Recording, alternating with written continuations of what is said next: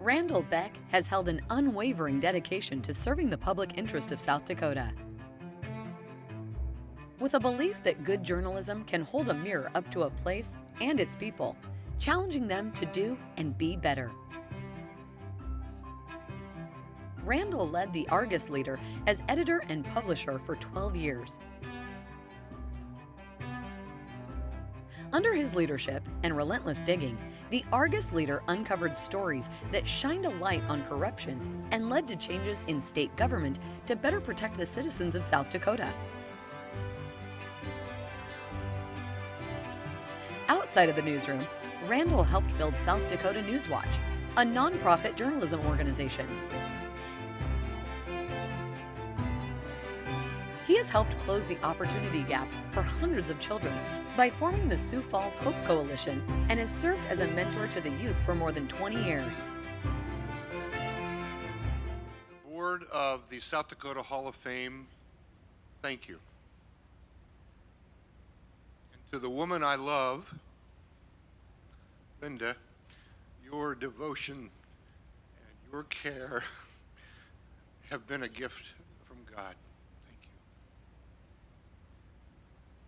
In life, we find ourselves often at a place where the path we take shapes us in unpredictable ways, though we usually only recognize that in the rearview mirror. I arrived at one crossroads not long after our family moved to Sioux Falls and South Dakota. A teacher at a local elementary school, Hawthorne, asked Linda and I to mentor a couple of kids at that school where poverty and hopelessness are constants. Linda, of course, said yes immediately. As the new editor of the Argus Leader, initially I figured I was far too busy. But something deep inside prompted me to say yes anyway. Getting to know Taryn, a first grader with a bright mind, a contagious smile, and shockingly unstable family, literally shook my life. I came face to face with the harsh reality of an opportunity gap that separates children right here in this land of opportunity. And the realization that I was being asked to step into that gap. A voice somewhere said, if not me, who?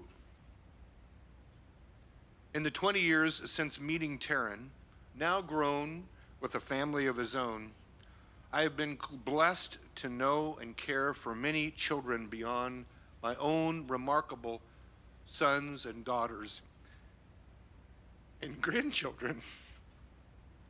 I have learned a simple truth. Investing less than an hour a week in a kid born with 2 strikes against him can make all the difference in that life. And that experience has helped redefine my view of leadership, community, and purpose.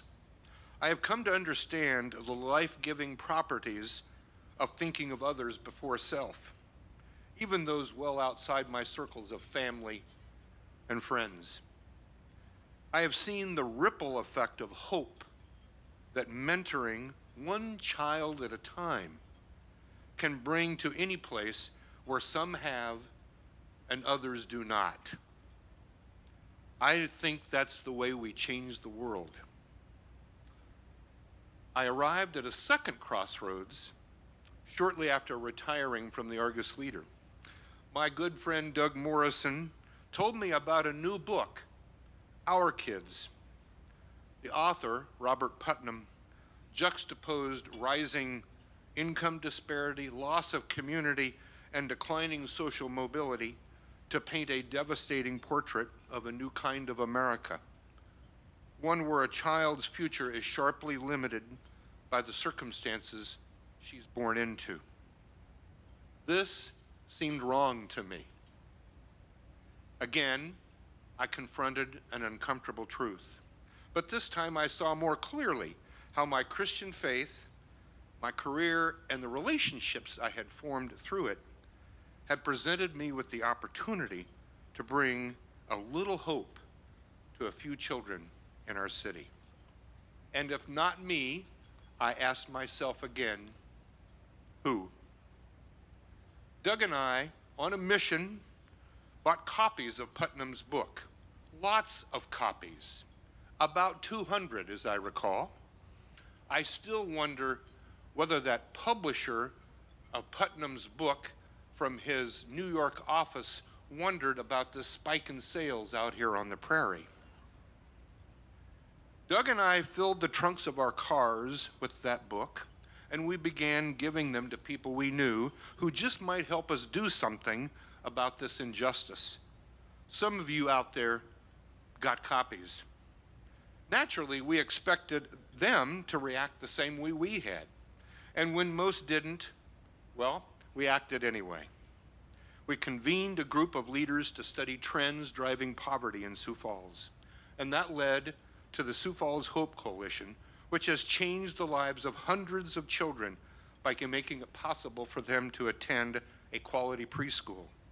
With our friend Rich McCorris, we convened church leaders, challenging them to step outside their sanctuaries into the increasing needs of Sioux Falls. So out of that came Empower Sioux Falls, which is closing the opportunity gap for so many. So lessons learned? First, it may sound trite, but one person can make a difference, especially here in South Dakota. The inductees in this hall this year and in previous years are amazing examples of that. Never underestimate the power of a person on a mission for good. Second, it is easy to become overwhelmed by the problems that surround us. Pick one and go to work on it. Ask for help. Many are waiting for you to lead. Third, like some other good friends, my friend Jack Marsh, I no longer believe in retirement. Whether I die tomorrow or in 25 years, I hope to finish strong, eyes firmly on others. As a kid, I wanted to be a newspaper man.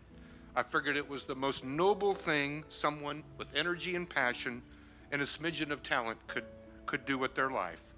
I was lucky to live out my dream.